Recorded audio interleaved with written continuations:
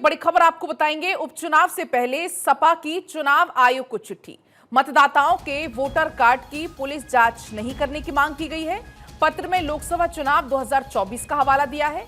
बुर्का हटाकर जांच करने से महिला वोटर डरे हैं, ये सपा की तरफ से कहा गया और इसी को लेकर सपा की तरफ से एक चिट्ठी लिखी गई है आगामी चुनाव से पहले। दरअसल आपको बता दें कि उत्तर प्रदेश की 9 विधानसभा सीटों पर वोटिंग होनी है। कल वोट डाले जाने हैं, यानी कि 20 नवंबर को। और ऐसे में वोटिंग से एक दिन पहले समाजवादी पार्टी ने चुनाव आयोग को एक पत्र लिखकर कई मांगे की है। सपा की यह मांग है कि वोटिंग के दौरान सुरक्षाकर्मी बुर्का हटवाकर मुस्लिम महिलाओं की जांच ना करें।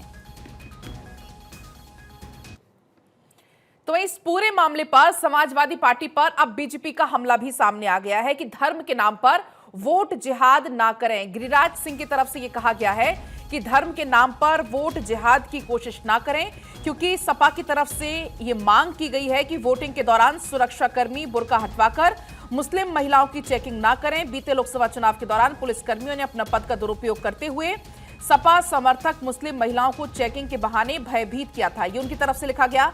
मतदान केंद्र से बिना मताधिकार का प्रयोग किए उन लोगों को वापस जाना पड़ा था। बड़ी संख्या में सपा समर्थक मुस्लिम महिला वोट दिए बिना वापस लौट गई थी। ये सपा की तरफ से इस लेटर में कहा गया है जो कि चुनाव आयोग को दिया गया। लेकिन इस पर अब गिरिराज सिंह की तरफ से पलटवार सामने आया है।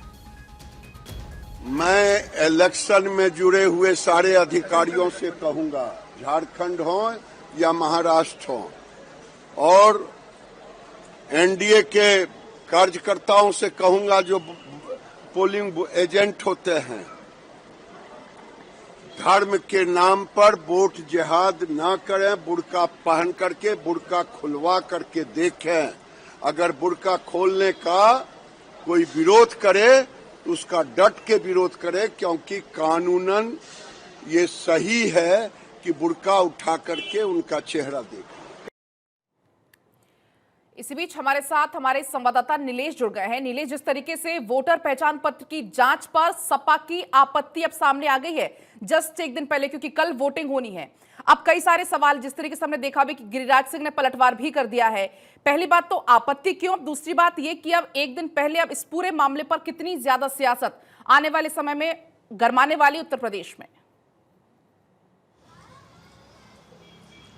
देखिए, बिल्कुल अगर हम उत्तर प्रदेश की बात करें तो कल 9 विधानसभा सीटों पर उपचुनाव होना है। उससे पहले समाजवादी पार्टी की तरफ से निर्वाचन आयोग को एक पत्र लिखा गया। पत्र में साफ तौर पे ये कहा गया है कि जो मुस्लिम वोटर्स हैं, खासतौर पर मुस्लिम महिलाएं जब मतदान के लिए मतदान केंद्रों पर जाएंगी तो ऐसी परिस्थितियों में मतदान के बाहर जो पुलिसकर्मियों की ड्यूटी लगाई जाती है वो उनका पहचान पत्र ना चेक करें और उनका जो है नकाब हटाकर चेहरा ना देखें। ये अथॉरिटी सिर्फ निर्वाचन आयोग के द्वारा वहां पर तैनात किए गए अधिकारियों को होगी जो मतदान केंद्र के अंदर होंगे, और वहां पर वो महिला वोटर्स के पहचान पत्र को चेक करने के साथ साथ उनका नकाब हटाकर चेहरा भी पहचान सकते हैं। उसके साथ समाजवादी पार्टी की तरफ से कई और गंभीर आरोप लगाए गए हैं कि 2022 में उत्तर प्रदेश में जब विधानसभा चुनाव हुए, उसके बाद जब 2024 में उत्तर प्रदेश में लोकसभा चुनाव हुए तो बड़े पैमाने पर समाजवादी पार्टी के जो वोटर्स थे उनको गुमराह करने के लिए, उनको परेशान करने के लिए, उनको प्रताड़ित करने के लिए जो वहां पर पुलिसकर्मी तैनात थे उनके ऊपर दबाव बना रहे थे कि वो अपना पहचान पत्र दिखाएं, वोटर आईडी कार्ड दिखाएं। उसके बावजूद उनको मतदान केंद्रों पर जाने से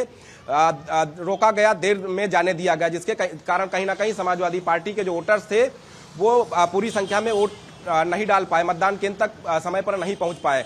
उन्हीं तमाम चीजों को लेकर निर्वाचन आयोग को एक पत्र लिखा गया। उसके बाद उत्तर प्रदेश की सियासी गलियारों में अब इसको लेकर पलटवार भी दिखाई दे रहा है। भारतीय जनता पार्टी के प्रवक्ता राकेश त्रिपाठी ने भी बयान जारी करते हुए कहा कि समाजवादी पार्टी ये समझ गई है कि उत्तर प्रदेश के उपचुनाव में उसको हार का सामना करना पड़ेगा, इसीलिए तमाम तरीके के एजेंडे समाजवादी पार्टी की तरफ से तय किए जा रहे हैं ताकि जो है जनता को गुमराह किया जा सके और अपने हार का ठीकरा जनता के सर पर और निर्वाचन आयोग के सर पर फोड़ा जा सके। तो कहीं ना कहीं इन तमाम चीजों को अगर हम देखें तो उत्तर प्रदेश में उपचुनाव को लेकर जिस तरीके से समाजवादी पार्टी ने लेटर लिखा जिसमें तमाम गंभीर आरोप लगाए कि पुलिस जो है शासन सत्ता के इशारे पर वहां पर काम करती है, मुस्लिम वोटरों को धमकाने का काम करती है, उन्हीं चीजों को लेकर लेटर लिखा गया, जिसके बाद चाहे वो भारतीय जनता पार्टी हो, उनके प्रवक्ताओं की तरफ से, मंत्रियों की तरफ से इस पर पलटवार किया गया है कि निर्वाचन आयोग निष्पक्ष चुनाव करा रहा है। और ऐसे में समाजवादी पार्टी को यह डर है कि उत्तर प्रदेश के उपचुनाव में उसका सूपड़ा साफ हो जाएगा।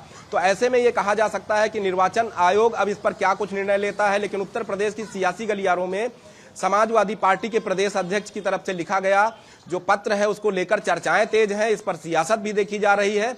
हालांकि कल उत्तर प्रदेश की 9 विधानसभा सीटों पर मतदान होना है। मतदान के दौरान देखना होगा कि क्या कुछ तस्वीरें रहती हैं, किस तरीके से वहां पर व्यवस्थाएं रहती हैं। 2024 के लोकसभा चुनाव को अगर हम देखें तो समाजवादी पार्टी की तरफ से एक के बाद एक दर्जनों आपत्तियां दर्ज कराई गई थी। जहां पर मुस्लिम बड़े पैमाने पर वोटर्स हैं वहां पर उनको समय पर मतदान के लिए लाइनों पर तो लगा दिया गया, लेकिन जो मतदान की प्रक्रिया है वो समय पर शुरू नहीं हो पाई। तो उन्हीं तमाम चीजों को लेकर ये लेटर लिखा गया है, जिसके बाद उत्तर प्रदेश की सियासी गलियारों में इस लेटर को लेकर जो है तमाम तरीके की चर्चाएं हैं और तमाम तरीके के आरोप भी विपक्ष की तरफ से लगाए जा रहे हैं, जिसका जवाब सत्ता पक्ष के जो प्रवक्ता हैं, मंत्री हैं, वो भी दे रहे हैं।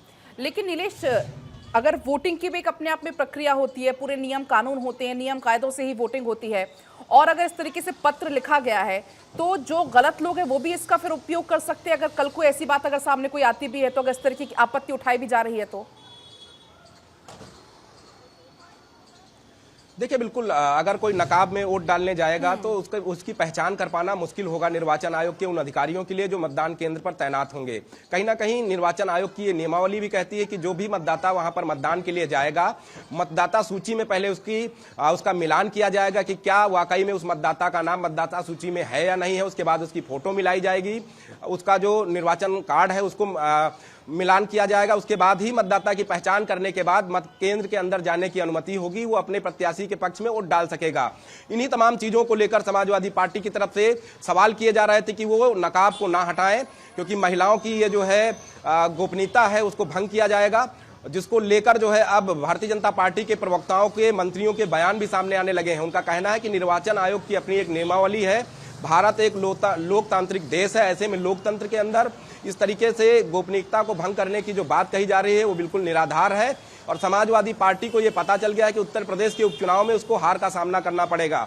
उन्हीं तमाम चीजों से बचने के लिए समाजवादी पार्टी इस तरीके का हथकंडा अपना रही है। और समाजवादी पार्टी की अगर हम बात करें तो समाजवादी पार्टी की तरफ से भी पिछले वर्ष जो चुनाव हुए, चाहे वो लोकसभा का चुनाव हो, विधानसभा के चुनाव हो, उनको लेकर भी ये सवाल खड़े किए गए कि मुस्लिम बाहुल्य इलाके में जो समाजवादी पार्टी के बड़े पैमाने पर मतदाता हैं उनको जो है प्रताड़ित करने का काम पुलिस की तरफ से किया गया। हालांकि समय समय पर अधिकारियों ने इसको नकारा है, निराधार बताया है। निर्वाचन आयोग की तरफ से जब शिकायतें निर्वाचन आयोग में मिली तो निर्वाचन आयोग ने भी इस पर जांच कराई, जांच में तथ्य सामने आए, लेकिन ऐसा कोई प्रकरण नहीं पाया गया जहां पर किसी पुलिसकर्मी ने जबरन जो है वोट डलाने का काम किया हो या किसी मतदाता को जबरन वोट डालने से रोका हो और उनको वापस भेज दिया हो। तो इन तमाम चीजों को लेकर जो है सियासत जरूर देखी जा रही है, लेकिन कल जब उत्तर प्रदेश की 9 विधानसभा सीटों पर उपचुनाव होगा तो तमाम तस्वीरें साफ हो चुनाव बेहद अहम है, चाहे सपा हो चाहे बीजेपी हो, दोनों की ही यहाँ पर तमाम जो दिग्गज है वो कल चुनावी मैदान में रहने वाले हैं। फिलहाल बहुत आपका शुक्रिया तमाम जानकारी के लिए।